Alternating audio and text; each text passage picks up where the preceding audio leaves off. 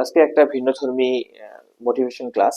দেখো তোমরা, এটা হচ্ছে টার্গেট পয়েন্ট। এটাতে তুমি আমি যে কেউ আছি, দুইটা পথ। একটা হচ্ছে 1 নম্বর পথ, এটা দিলাম, এটাকে আমরা 2 নম্বর পথ বিবেচনা করলাম।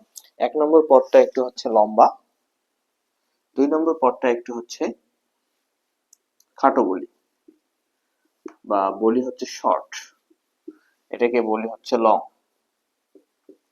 এখন দেখো তোমরা কোন পথে যাবা। ম্যাক্সিমাম সবাই এই পথে উঠতে চায়, অর্থাৎ 2 নম্বর পথে উঠতে চায়, কিন্তু এটা একটা ভুল পথ। এই 2 নম্বর পথ হচ্ছে একটা ভুল পথ। আর 1 নম্বর পথটাকে আমরা বলবো হচ্ছে সঠিক পথ। কেন? দেখো, তোমরা যারা পরীক্ষা দিবা তোমাদের ক্ষেত্রে বলি, একজন স্টুডেন্ট প্রতিদিনই একটু একটু করে পড়তেছে, অর্থাৎ সে এই পর্যন্ত আসলো, তার বইয়ের, এটা একটা বই ধরি বা একটা সিলেবাস ধরি, এই সিলেবাসে সে এইটুকু অংশ শেষ করছে, প্রতিদিন পড়তেছে, পড়তেছে, রিভিশন দিচ্ছে, পড়তেছে, রিভিশন দিচ্ছে, এই পর্যন্ত আসছে। এ তখন স্টার্ট করেনি। পরীক্ষা আসলো, পরীক্ষা আসলো, আবার পড়তেছে, সে রিভিশন দিচ্ছে, আবার প্রতিদিন পড়তেছে, রিভিশন দিচ্ছে, প্রতিদিন পড়তেছে, রিভিশন দিচ্ছে, এমন করে সে স্টেপ বাই স্টেপ আগায় এলো। সে এইখানে যখন আসলো, সে প্রথমে আবার রিভিশন দিয়ে এই পর্যন্ত আসলো। এ বান্দা কি করলো?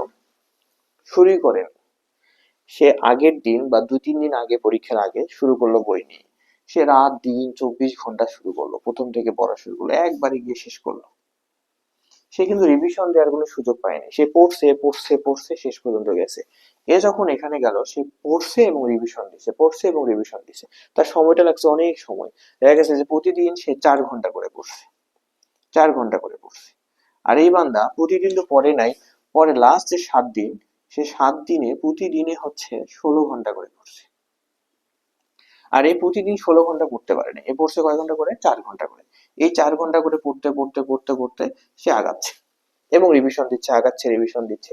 আর পরীক্ষার শেষে গিয়ে সে ওই 4 ঘন্টায় পড়ছে, কিন্তু সে প্রথম থেকে লাস্ট পর্যন্ত পড়ছে। বলেন যে সে কতবার রিভিশন দিল?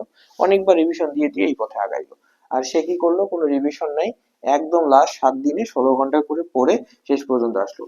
এখন এই ব্যক্তি যখন পরীক্ষা বসবে, বসে দেখবে সে আর প্রথম অংশ মনে আছে, দ্বিতীয় অংশ মনে নেই, দ্বিতীয় অংশ মনে আছে, আরেকটা অংশ মনে নেই। কিন্তু এ যখন পরীক্ষায় বসবে, এর তখন সবগুলোই মনে আছে, কারণ সে পড়ছে এবং রিভিশন দিছে, পড়ছে এবং রিভিশন দিছে।